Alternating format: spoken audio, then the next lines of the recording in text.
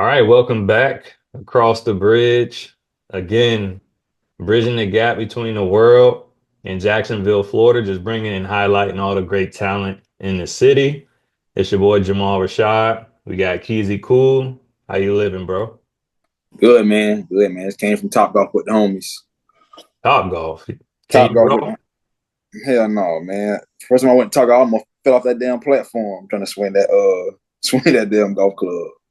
It's not baseball.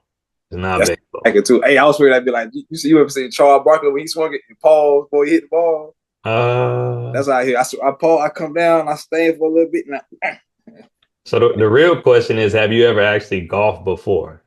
no, I have Okay. not. Me either. My neighbor, he's 71 from Boston. Every Wednesday, 10 a.m. he goes golfing. He tell me I should come with him, but It's like a little golf course my granddad used to take me to, like right over there, like a golf fair area. I don't know if it's still they there. still at Randolph. Nah, not even real. Like, it's Oh by yeah, golf, golf fair. by Well, that's golf yeah. over there by Brentwood. Okay. By Brentwood, but I don't know if it's still go. I used to go there back when I was a jit, but I ain't never golf. I used to watch my granddad. Okay. Yeah, I never been. I did go to do business one time. Um, this dude told me if I wanted to do business, I had to meet him on the golf course. So I went to a range with them. It was cool by the end. Like I pick up on things pretty quickly, but it hasn't been something I really take heed to go pursue. Maybe later. You ever been TPC? Yeah, yeah, Yeah. I be going out there on to do my little work, whatever. But, yeah. I had some tickets, so I was in like one of those tents one time. I took my dad. word, It was cool. It was word. all right. You know, ain't nothing I need to go back to, but Yeah, I gotta get if I go, I gotta get turned up. I gotta get yeah, turned up. you got to be quiet. It's hot. Right. I'm gonna be laughing. Ah! I'm straight up. It wasn't no Tiger Woods or nothing. I forgot who was good back then, but anyway, yeah, today's been a good day for me, man. Just chopped it up with one of our homies we went to high school with, caught up with him, Word, and yeah, just put the son to bed. So I'm excited about this show tonight. definitely. We actually have our first guest. And we're gonna kick it off with the Across the Bridge segment. So again, we always trying to highlight and focus on people who we either grew up with or doing big things coming out of Jacksonville. Tonight we're doing the same. We are going to have our first guest, Dr. Jackie. We're going to talk about her story, what she's doing right now, and how she's impacting the community, and just to continue to further Women's History Month. So without ado, we'll welcome our first guest to the show. All right. We All have right. our first guest. Welcome All to the show, Miss Dr. White. Fabulous Dr. White. How's it That going? easy. Hello. How are you guys doing? Chilling. How you? Doing good. How is the weather in Jax? Up and down, pollen everywhere, cold, chilly, hot, all that, everything. Big gumbo. Yeah. I'm in In Carolina. Atlanta, it's starting to warm up, but it's like cool in the morning, but then it starts to heat up. So it's good. I like it. Yeah, I'm in the Carolinas. It was like 40, 45 earlier, and by like 5 it's like 70, and it gets back cool. So, Yeah. How long you been in the A? huh? Tom Jake, how long you been in the A? I moved here in 2015, so 10 years. Wow. Been there for a 10 minute now. years. We are Wait. getting so old. Come on now. Come Wow. on. It's You getting up there? yeah. I mean, it's been like what? 17 years? 17, Oh yeah. my gosh. 17. Wow. 20-year reunion coming up. So we got to get Corey Portnoy to set that up. But Yeah, Now that's gonna we be gonna set so it up this nice. time. Cause y'all ain't come to 10 year reunion, did y'all?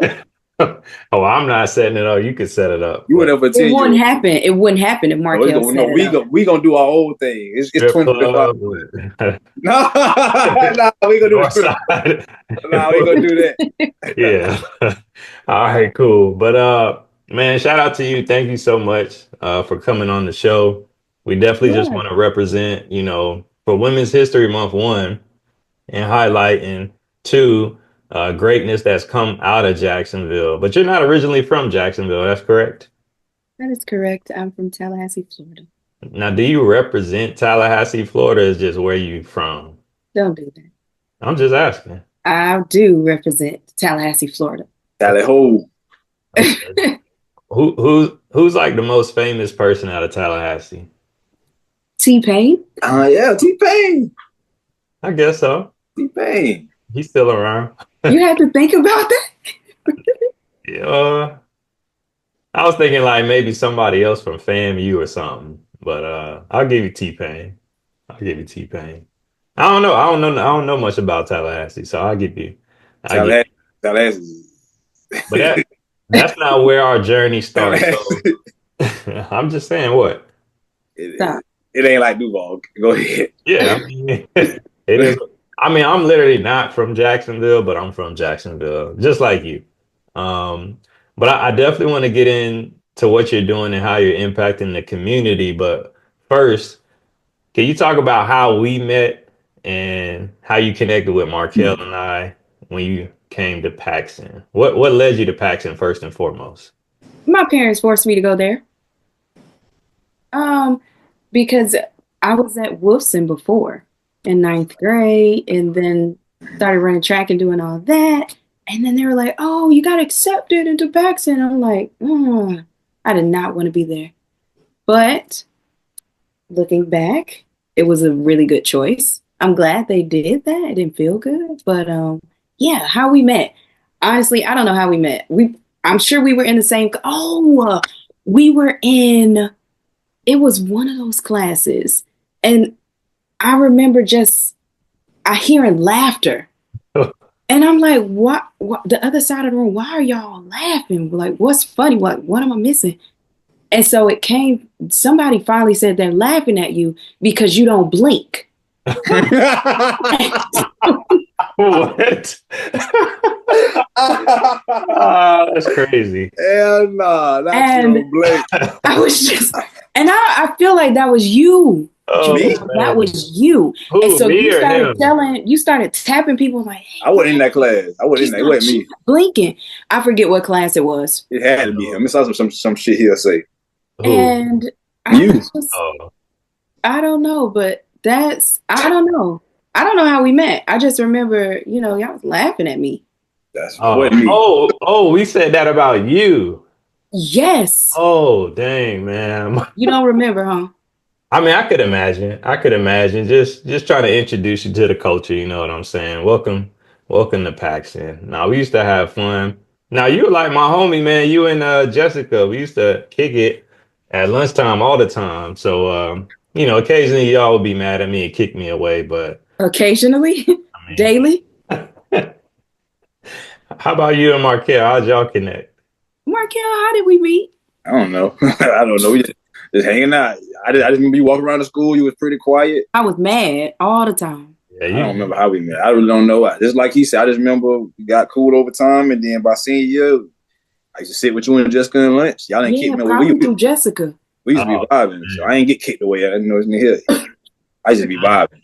I did not know I said that, man. That's crazy. Yeah. I probably trying to eat some of y'all food or something. Some of y'all food from y'all. That's probably right. Mm-hmm. Oh, well, shout out to you. Now it was cool. It was cool knowing you and having you come. Speaking to your parents, right? Like my parents, probably the same as Markel and why we ended up getting to Paxson. What role would you say going to Paxson helped prepare you as far as your future education? Oh man, test taking.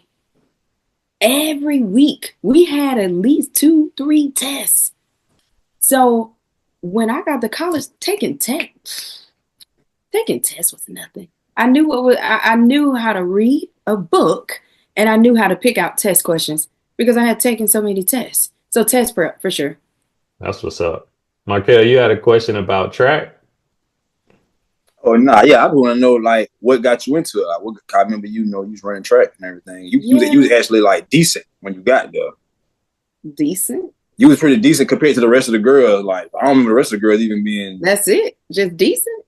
I mean, good. What I'm saying is passing. You know what I'm saying? So you better than I'm saying, but you better than everybody else. You was good. That's just the word I'm using. No, I got into track on accident, honestly. So I started gymnastics when I was like 6 years old.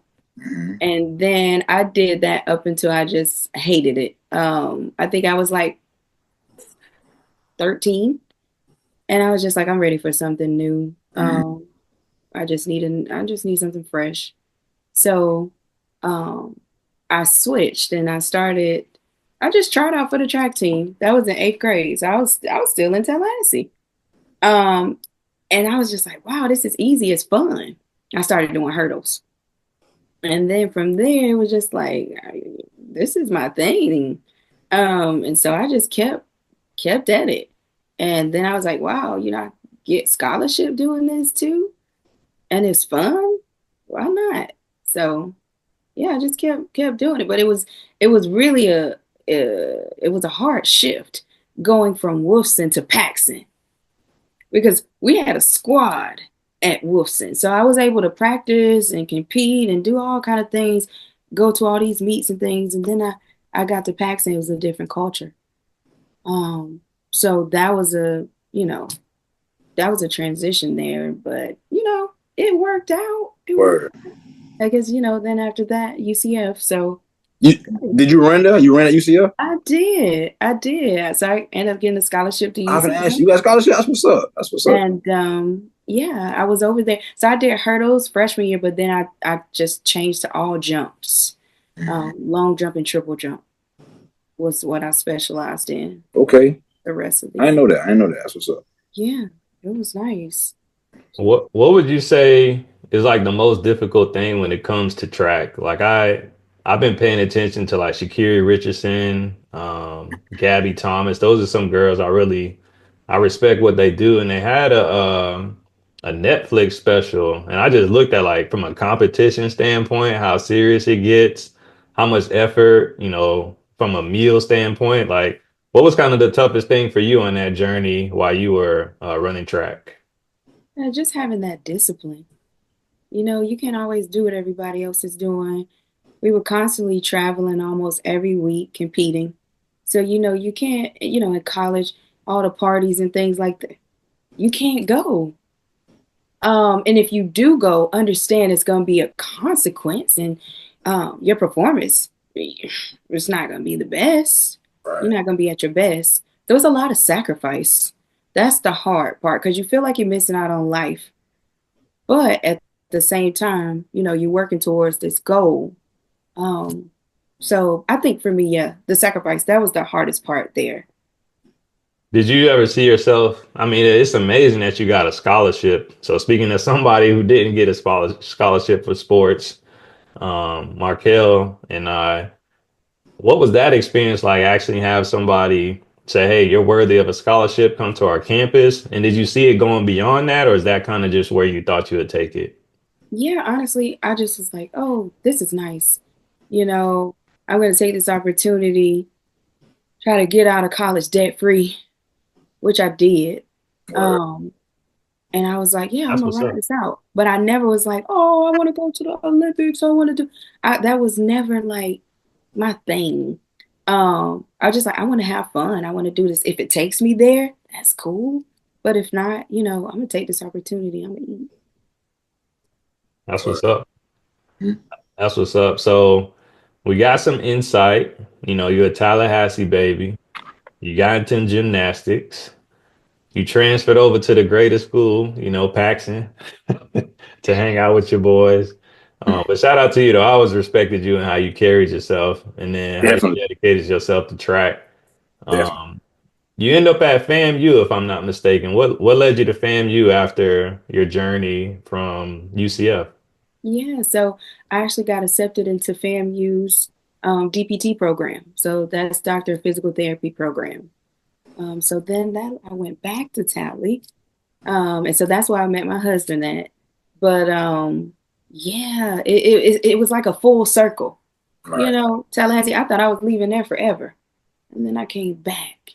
So yeah, it was cool. Cool journey. In Tyler, did you grow up closer to fam or over by Florida State? Neither. I was Neither. on the other side of the city. Over there, like closer Like toward well. West side, like I was northwest. So like headed out the city. Well, not that deep, Yeah. but yeah. Yeah, that's what we stayed. We stayed over there. We stayed like right by the expressway. So if you got expressway, you headed out. You know what I'm saying? I didn't know that. Yeah, well, we stayed there for. I was only there for my freshman and sophomore year at fam. Oh, Like you when you talking about had the when you at grill. damn. Yeah, when I was at fam. You Got said it. what? When you had that grill. Nah, I got the grill at UCF. See, Oh, okay. I was going to Oh, UCF. dang, that's Grill, crazy. I got the grill at UCF. All right. Yeah, You still wow. have it? Nah, I sold that joint a long time. I went broke. I had to sell my grill. I need some money. I Yeah, needed that's some money real. for real. That's real. But no, that's cool. So what is the acronym? Doctor Physical therapy. DPT. DPT. Yeah, doctor of physical therapy. So we talked about like, long term going to the Olympics. None of that was really your vision. Was that always your vision to get into physical therapy, become a doctor? Not at all. That actually came through a sports injury in high school. Okay. That was ninth grade. Um, I remember we were at regionals and we were in the finals, and I was on the line ready. And then it was between me and this other girl. We were neck and neck. I was like, I'm not gonna lose this race. So I said, I'm gonna go like real low for this next hurdle. So I could save time going that way. Because when you're real high, you're floating and you're slower. So I said, oh, I'm gonna attack this hurdle. I'm gonna go real low. I went too low. My leg was under the hurdle. Damn. So Is this on camera? I'm sure the high school has the footage. I'm sure because they were recording the meets. And so I went too low. So my ankle, it clipped the hurdle. And so I was going so fast, I literally flew like at least 10 feet. Dang. And then I landed on my fingers like this. So all these were messed up. I broke all of these. And when I got up, my hand was like this. And it was so much adrenaline. And then people were looking. It was like, look at your hand. Look at your hand. And I was just going like this because I was still upset. But then when I looked down, that's when I started freaking out. But yeah, it was that injury. And so I ended up in occupational therapy. So occupational therapy is for like hands, arthritis, fractures, for usually like hands, upper extremities. But then OT is usually also in the clinic with PT, physical therapist. So long story short, man, that injury was hard. I ended up having two surgeries for that injury. The first time, um, my my joints actually scarred down. I was in the cast. When I came out of the cast, I couldn't move. Um, I had scar tissue wrapped around my joints, so I could no longer make a fist. So I had to go back in to surgery, and they had to break up the scar tissue. And then I went to back to rehab to a different therapist this time. Um, because the other one she was just too gentle. She was fresh out of school and she was like, "Oh, I'm gonna stretch you. Oh, that hurts. Oh, just a little." You can't do that. When you come out of the cast, you have to be more aggressive, or the scar tissue will set in and you're messed up. So yeah, after two surgeries, I'm like, why does this keep happening? Like, why am I in this therapy clinic? So then I was like, okay, must be a point here. So I just, I started learning the different physical therapies and stuff. Like, oh, I feel like I could do this. So I started shadowing, when I got in college, just shadowing. And I was like, okay, it's cool. I could do this. Man, that's a cool story. I don't know if I was aware of that. And I'm somebody who's always big on like past experiences, kind of tell a story and lead to who we are and what we do today. So I can see how that definitely made a huge impact. And it's transitioning to many things that you're doing to help out in your community and those you serve. So that's amazing to hear. When you got back into, your next race after that, is that something that played a psychological impact on you, Oh, or were for you able to sure. just move forward? For sure. Because that was like an 8-month recovery Oh, between the surgeries and the rehab and then going back to surgery and rehab. So then I was just like, I don't want to fall again. So after that, I'll be honest, I felt like I never attacked hurdles the same way ever again. psychologically, I just could not break through that. And so because I just felt like I couldn't shake it, that's when I started, like I said, okay, I'm just gonna jump. And that's when I started, because I could attack jumping. I'm not going to, what I'm gonna do? Hit the air? So, I really fell in love with jumps after that because I couldn't break it. I just couldn't. What was your journey like after you went through school? So you're doing the observations, you graduate. What was the next step in your journey from that point? When I graduated from high College. school, college, Yeah. and then when I started school, grad school. Yeah, once you went to FAMU, what was Yeah. the next step after that? What was the next step after school? Yeah, graduating from FAMU. Oh, yeah. So I was about to say, I thought you were asking me like when I got there, what was there? Yeah, So my I'll bad. tell you real quick. First year was cadaver lab. Okay. So it was crazy because I'm like, okay, I know we're studying muscles and bones and joints and things, but I never thought it would be cadaver lab. So we're literally we're down. We've got dead bodies, and we're just like peeling away at muscles. People they donate their bodies to science. A real body? Yes. And so we're there, we're dissecting. We're looking at muscles, we're looking at bones, we're looking at ligaments, we're looking at nerves and fascia. We're looking at all that stuff. And so yeah, that was a shock. I was like, wow, am I sure? Right. But yeah, definitely got through it though. But yeah, after I graduated, I went into like sports medicine, um, and got burnt out in less than 6 months.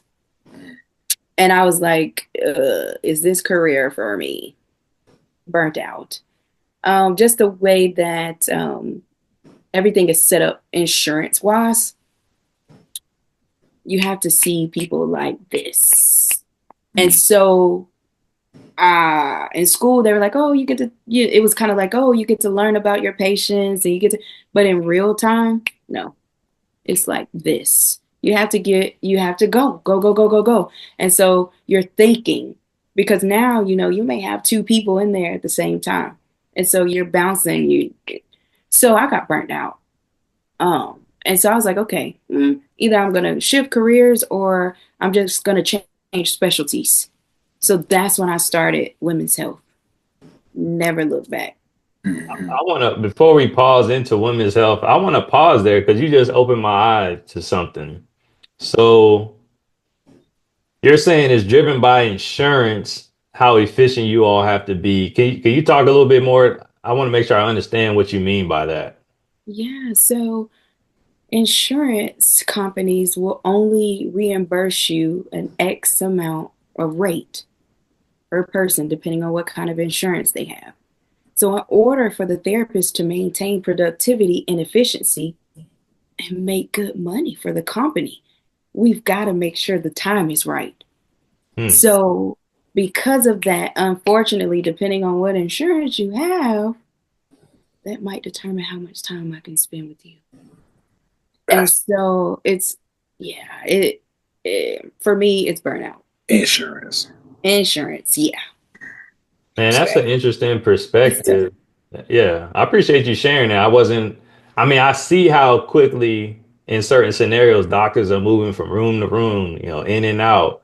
And I think that's what really differentiates bedside manner. Is that something you had to think about? Like, hey, how do I actually build and make sure this person is getting the best, time with me versus, how much am I going to make at the company, et cetera? Is that something you Yeah, have to it's decide between? tough. It's tough, but I found creative ways around it. But it is tough because you're not just sitting there in one space. Like you're having to multitask and get fancy, and it's it was a lot. It prepared you for what you're doing now, though. Definitely, I have great appreciation for what I do now because what I do now is more intimate. It's Right. slow, Right. and I can really get to know these women. Mm-hmm. Awesome. Any questions, Wes, before we hop into what she does now? No, we keep it moving. Awesome. So again, thank you for providing this insight because I really want to help not only women, but even myself, right? As a man, I think about, I'm a father. We're all parents now. And that really opened my eyes to the experience women have, seeing my wife, us trying to get pregnant, number one. Two, seeing her become pregnant, but then entering this different phases, after like week 6, my wife went through it. Really? Yeah, she went through it. Are you familiar with HG? Oh, no. I know Are that thing you like serious? I know that thing like the back of my hand. It was a She had it time all we the could. way through? What's HG? I may say it wrong, but hyperemphasis gravidum, There something. you go. Yeah. Yeah. So she Can couldn't you keep can you speak to it a anything little that bit, like she what could. what it is from your knowledge? Yeah. So, like, because of the hormone changes in pregnancy, it affects your ability to keep down anything. Mm. So you're walking around literally just you can't keep anything. So a lot of times they have to do like infusions and it's a lot. And I was like, I always felt like bad for women who had to deal with that because pregnancy takes a lot of energy. And so the fact that you can't hold anything down, And you speaking to that's me right tough. now, Jackie. Like, and now mind you, right, and that's why I wanted to have this conversation about what you do in a second. Because as a man, right, all I wanted to do was support my wife and help her out. And I'm worried about my son at the same time, right? So I'm like, Right. hey, you got to eat this, try to eat Yeah, this. I'll drive here and exactly. get this. And the whole time she's like, I can't eat it. And it was hard for me to process that, right? Because we didn't even know what was going on at the time. It wasn't until we got, I brought people to the house, right, to help to figure this situation out. So Yeah. yeah, that's cool that hearing you say that, like understanding it, you literally can't keep stuff down, Keezy.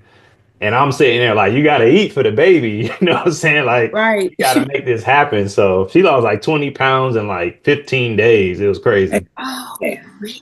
damn. Yeah. But all that to say, women's health is super important. Again, this is Women Histories Month. We literally have a doctor, a good friend, Dr. White or Dr. Jackie. We got Jackie. And I want to talk about what is it that you do and why is it so important? So you started, your business is called Bodyfinity. Can you tell Yeah, us? it's bodyfinity. Body as in like body wellness. Affinity part is just saying like something sustainable, something long term. You know, a lot of people out here, they're the quick fixes. What can I do? What can I? No. My practice is all about sustainability. What are some natural approaches to health we can, and so I specialize in fertility. So that's what I'm all about. You know, I'm helping women really take their power back and say, hey, what can I do on my own? I'm not saying don't ever go to the doctor.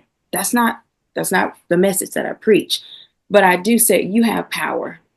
And so what can you do to keep your body healthy? Whether so I specialize in working with women that are 30 and beyond.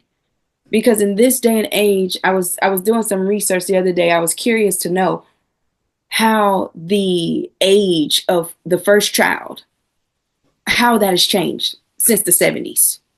And so back in the 70s, like women were having their first child on average by 21. And so now, as we've progressed to the last survey was like around 2021, now that's 27 years old. Yeah. And so now, 2025, it's probably gotten a little, it might be 28 now. But the thing is, women are delaying the time when they start having, starting their families. So what are we going to do? Are we going to scare them and say, hey, you better start early, better have a baby, even though you're not ready? Or are we going to start helping them understand their fertility early, around 30s, even 20s, but I specialize in 30s, and say, okay, you're not ready. You might not have a partner, or, things just might not be aligned. You might be really into your career right now. You don't have the time. You don't have financially, you're not ready. But what can you do now to prep? You don't have to wait until you're ready to actively start conceiving to have good fertility health. We all need to have good fertility health, whether we're trying to have a baby or not. Ovulation and all those things, period health, that's a part of our overall health. When you have jacked up periods, you have jacked up health.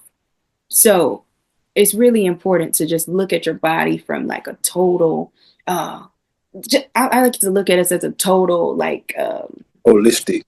Yeah, holistic sphere. It's not just a piece of this, a piece of that. No, it's a total package here. Right. And so just getting women to understand their bodies, because listen, the sex ed we had is a joke. Yeah, that's crazy. It is literally a joke. And so by the time you get to adulthood, you're like, wait a minute, my body can do this? And, you know, I told you guys about women's health.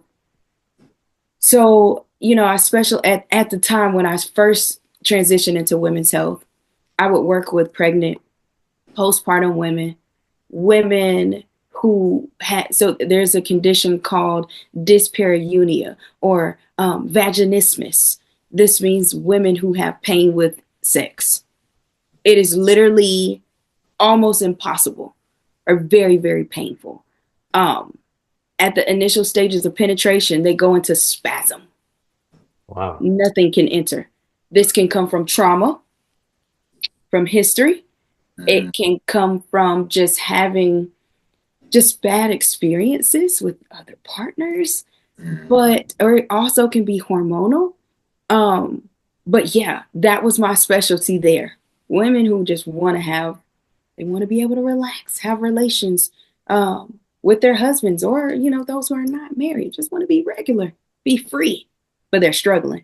And a lot of women, they're suffering in silence. And some of them are going to their providers. They're like, hey, just relax, drink some wine, stop overthinking. It's not that serious. It's really a condition. And so there's a lot of conditions out here people they know nothing about, that women are suffering from.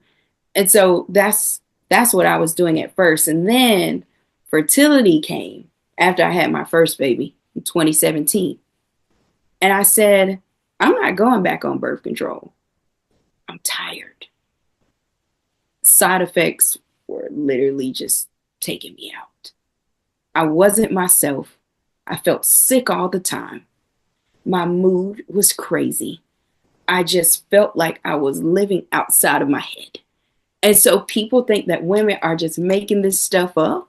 There are side effects. There really are. And so they happen to affect some women more than others. But I just told, it was a personal decision. And I just told my husband, I said, I can't do it. I can't do it. We don't want to have 8, 9, 10 children. Yeah. So I need to learn. I need to learn my body so I can understand how to avoid pregnancy naturally. This is a real thing. Right. The Catholic faith, they do it all the time. It's called natural family planning. So I said, okay, put me up on game. Let me learn. So I became a natural family planning instructor. And so I started, okay, like I said, going back, sex ed is a joke. There's only 6 days out of the month that a woman is able to get pregnant. Talk to me, because I was ignorant. I thought, hey man, if I go on this thing wrong, it's over with, man. So talk to me. I think this is important right here. This is important. Yes.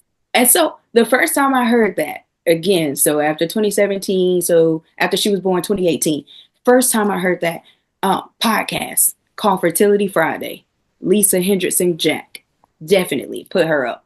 She's what started the whole movement for me. And she said, there's only 6 days that a woman can get pregnant each month. Just 6 days. Why? The sperm is able to survive in our body for up to 3 to 5 days. The egg is able to, that cycle is about 12 to 24 hours, the lifespan of the egg. So that's just 6 days out of the entire month. So if you're before the 6, can't get pregnant. If you're after the 6, can't get pregnant. But growing up, I always thought every time you open your legs, hey, it's fair game. What time is that around? Like, is it after? Like, what time is that around? Like, what time in that cycle? The 6 days, yeah. Okay. So we start cycle day 1 at the first day of the menstrual bleed. Right. That's cycle day 1. It goes all the way up to the last day is the day before the next period starts. So on average, most women have about a 28 to 30 day cycle. So the period typically lasts anywhere from 3 to 5 days. So after that, we start. So I'll just say that's pre-ovulation. We're in pre-ovulation phase. So depending on how long or short your cycle is, that tells me how many days I'm in the safe zone before I enter my fertility window, those 6 days. You've got to track your cycles to know what this means for you. Yeah, that's like a red You flag. can't guess it. If they're not tracking, That's a red flag. Yeah. If a girl ain't calendar. hey, fellas, you better make sure the girl you messing with know her cycle, boy. That's a red flag. Yeah, you've got to track your cycles because you've got to understand, okay, when does my fertility start? And we have signs for this. Things happen to our bodies. One specific thing is cervical mucus or cervical fluid. A lot of people write it off as just arousal fluid or just vaginal discharge. But it can be white. It can be milky, conditioner, lotion type consistency. And so, during intercourse, you may see it, but it's cervical mucus. And so at the first sign of that lets us know, okay, estrogen is rising. I'm now entering into my fertile period. So I need to be careful. Pregnancy is possible for me now.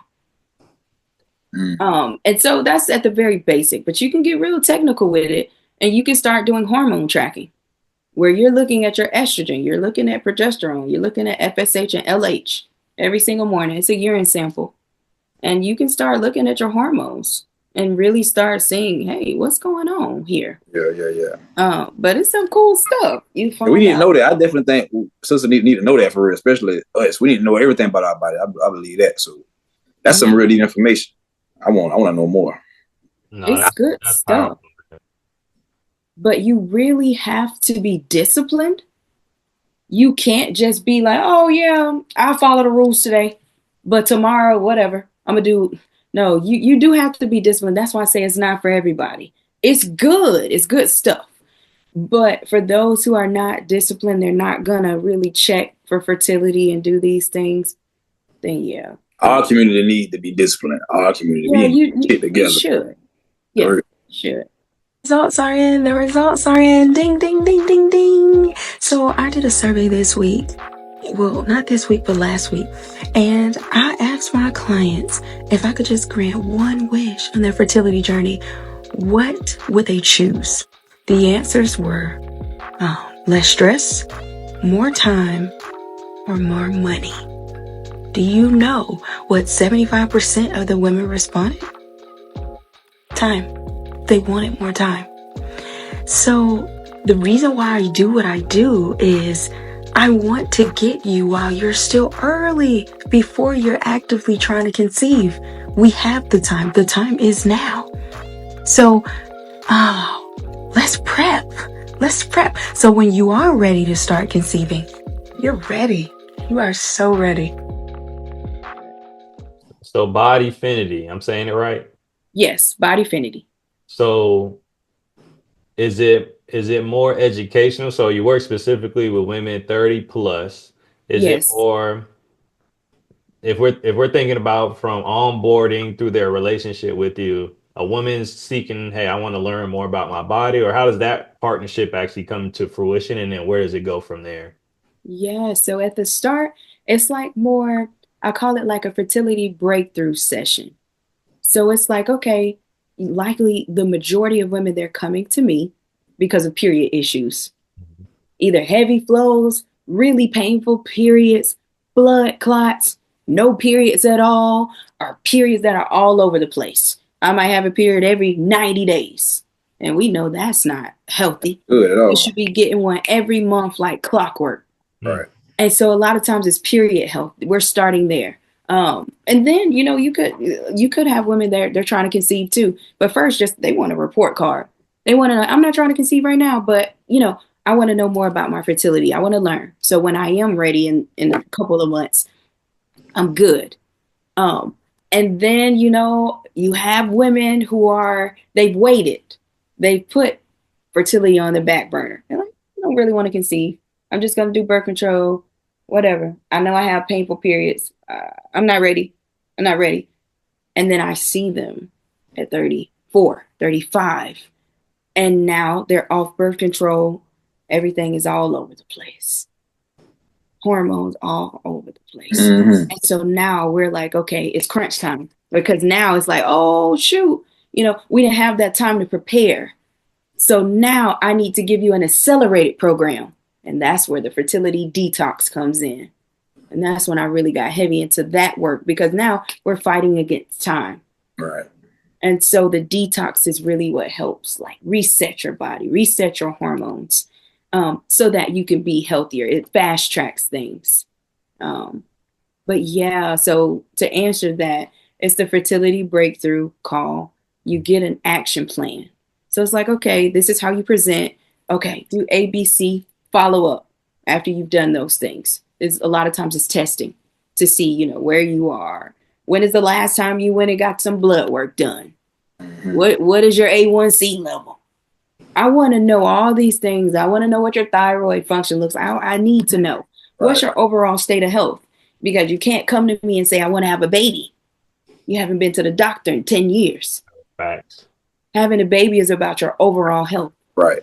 So that's where we are from the beginning. And then we can start really getting picky into hormonal issues, period issues, and things like that. So then, when you are ready to start tracking and getting the intercourse timing right to have that baby, we don't have to worry about all these other things. I got a question.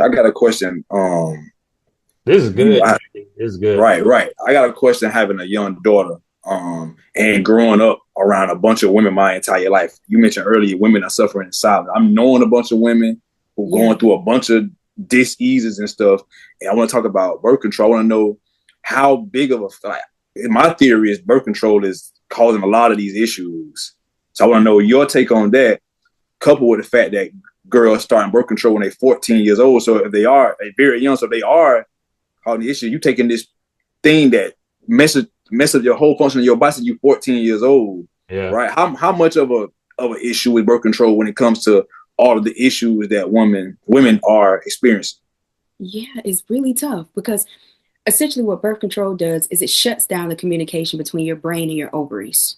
Mm-hmm. So the goal is for you to not ovulate so that you can't get pregnant. So in shutting that communication down, we're affecting the entire endocrine system and our hormone output.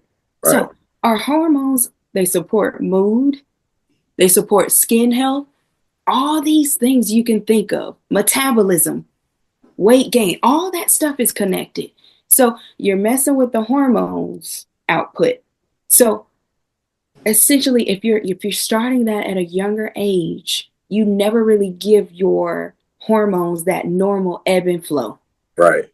You're automatically just synced. You're shut down in a sense. And so then, when you do come off, your body is like, I don't know how to do this on my own. Right. I've been controlled. I've been suppressed. And now you want me to work.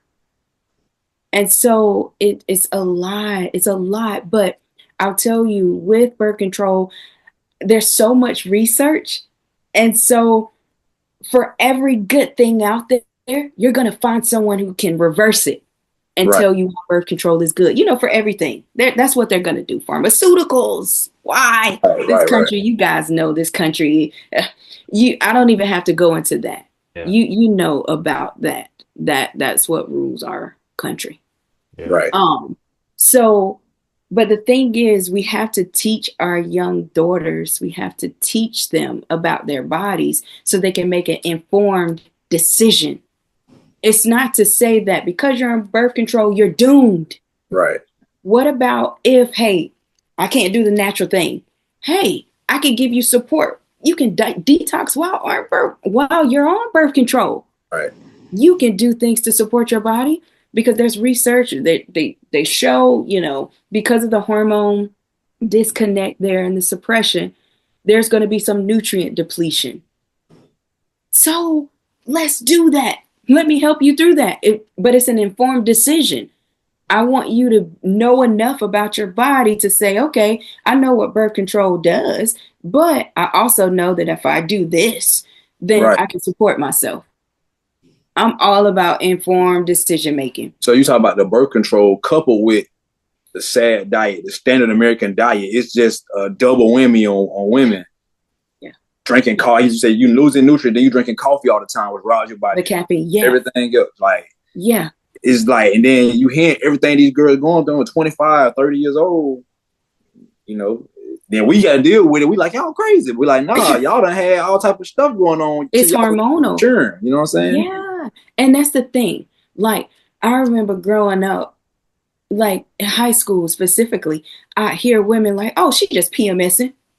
Right. And it's just like, right. PMS is not normal. You shouldn't PMS.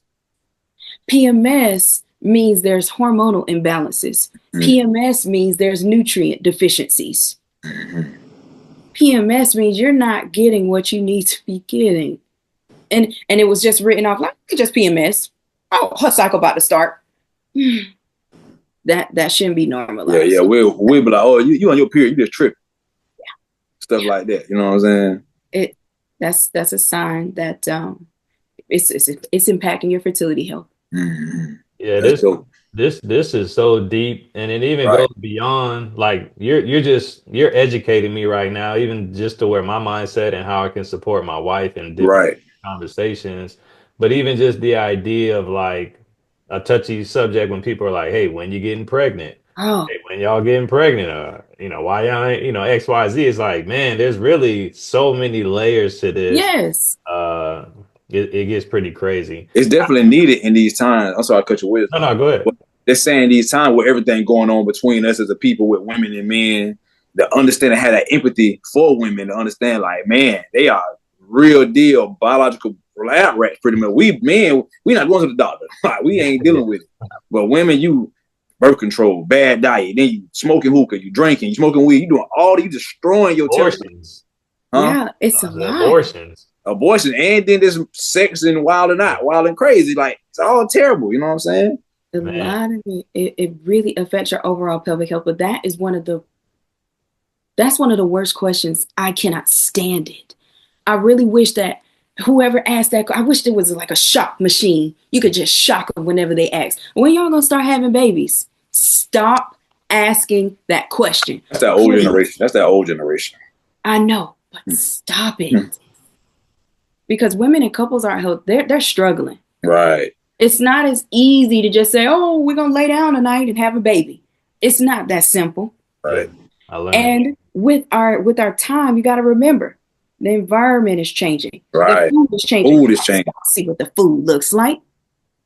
Our ancestors, we're not getting our food from the gardens and stuff. Okay. It's full of these synthetics and everything. So that is affecting us. That's affecting our egg quality. Even the condoms. They say about the condoms. The condoms missing everybody else, men and women. Yes. You know what I'm saying? We're absorbing that. Mm-hmm.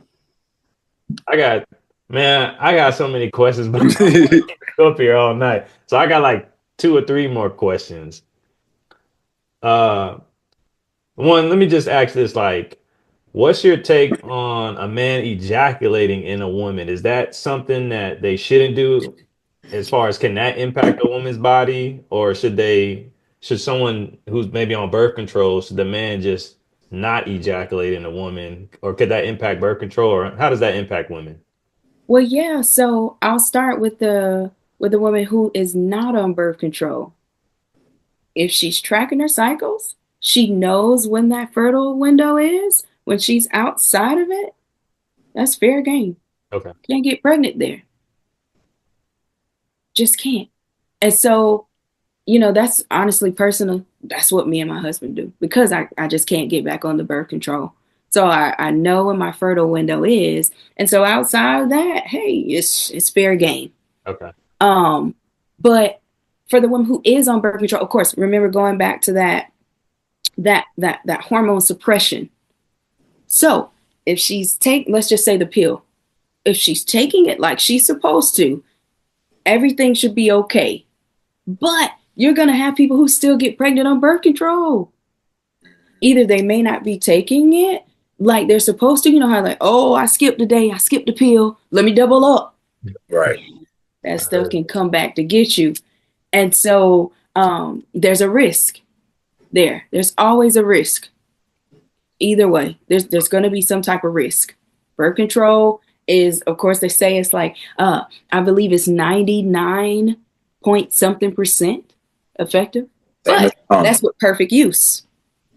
And so with the condom, I believe condoms are like 98% perfect use. Well, if you don't know how to put it on right, hey, you might be going down to 78%. But everything, it comes with a risk. Withdrawal. 1 out of 5 people will get pregnant with withdrawal. Because I know, growing up, we had the term pre-cum, right? Well, there's sperm that actually live in pre-cum. So that's how some women are able to get pregnant that way. So 1 in 5 will get pregnant there with withdrawal. You had anything, Keith? He asked about ejaculation. So how bad can I'm hearing now the overall men's health and the health of a man's sperm can negatively impact a woman as well. Be you messing with a dude who, got bad health, bad eating habits, is it truth to that? Yeah, so and that's the thing, I definitely want to do more research there. Because we know there's bodily fluids that are exchanging. So some kind of way I am going to be absorbing this. Right. I'm going to you have to, because now, in our vaginal canal, that's really an intimate space. It's almost like your cheek, your mouth, you can really absorb a lot, and the pH is altered. So we know definitely you can get bacteria, you can get candida. So we call it candida overgrowth, but it really can affect your pH, and it starts to affect your gut health and so on and so forth. But yeah, I mean, you got to be careful out here for sure. My last question is my last one. What, if at all, what is the age where it becomes dangerous for a woman to try to conceive? There we go. Yeah. And so this is a really, really good one here, because I actually just had a pregnancy record. We're in February. So there was a 44-year-old woman, and she got pregnant. She was trying. Before she met me, she had been trying for like 10 years. And in this 10 years, she had 6 miscarriages. So, the doctors were telling her, look, your eggs are no good. Just stop. And this was at 34. They were telling her this, but she kept going. And, I started working with her probably like in her last 8 months of her journey before she got pregnant. Right. And so we started doing things that like impact egg health. She did the fertility detox. And egg health essentially is about inflammation, oxidative stress, and what are you doing to pour in like all these antioxidants? That's why I'm real big on the juicing. What are you doing to replenish your body and help fight the free radicals that impact your egg quality? So, essentially, anyway, she ended up conceiving at 44 after doing all these things and really just giving her body that reset. And so I kind of circle back to say there is no magic age. Right. It's about the state of health that you're in. I have met women in their 40s. I believe that. Who are in better condition than women in their 30s because of the way they've taken care of their bodies. Man, that's powerful. That was one of my questions. So I'm glad to hear that when you think about time horizon. So that's just awesome. That's awesome information. And thanks for that testimonial.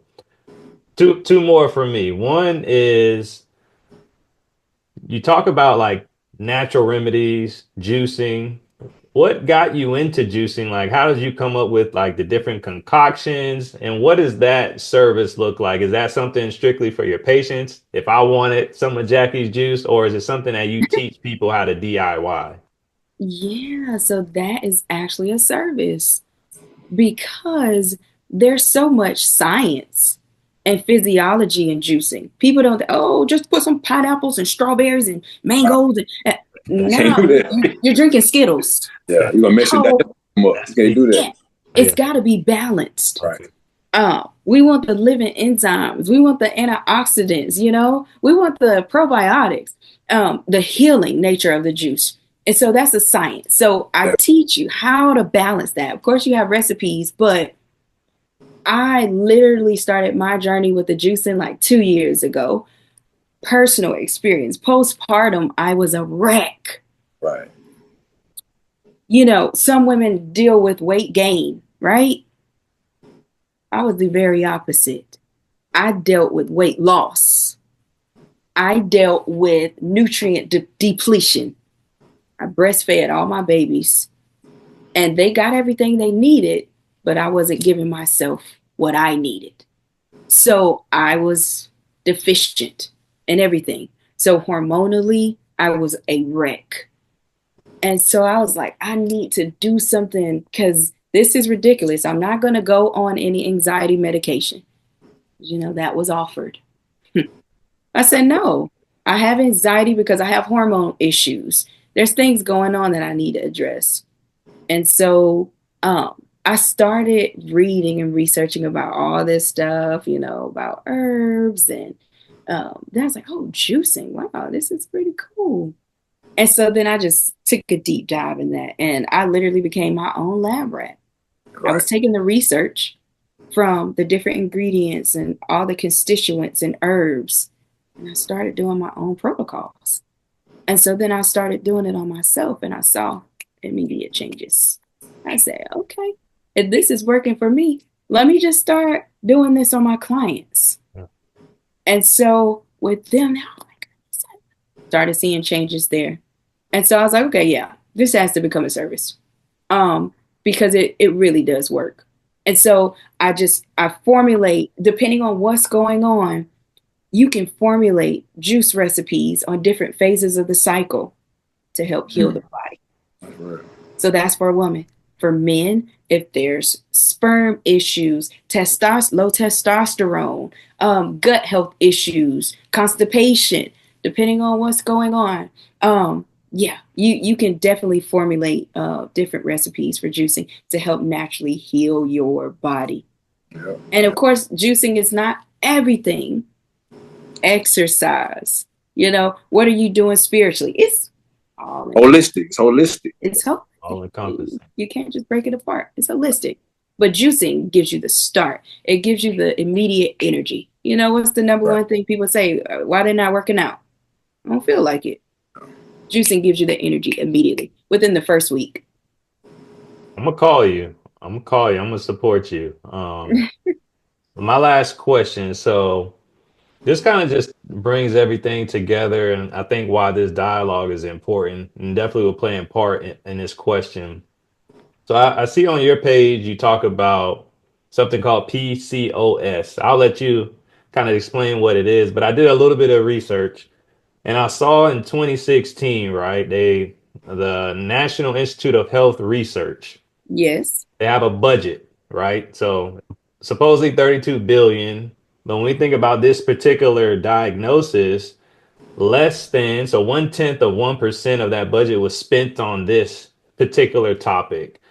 Why is it that these scenarios that are impacting women, when we talk about women's health, get so little research? And what is it that we need to do, or how can we help further, little girls to get more involved, more Jackie Whites, right? How can we further this conversation? How can we get more people involved? And can we do to support kind of your mission that you're on?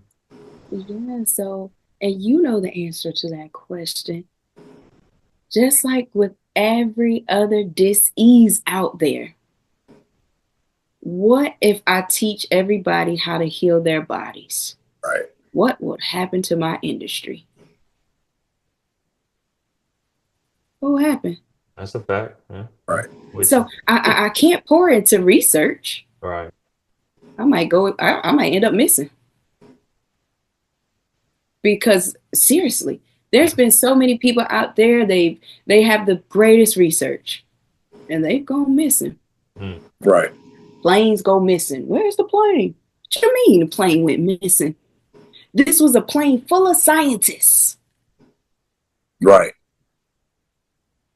So the thing is, we know, pharmaceuticals, pharmaceuticals give you all the money for the research. The big research studies, they have to be funded. So I have a lot of case studies, but that's, you guys know, that's at the lower end of research. But those more qualitative studies, they take money. They take backing by pharmaceuticals. So, and that's the tough part. And so that's why it's always about, I'm real big. I really want to start this nonprofit about red tents. Red tents is teaching little girls,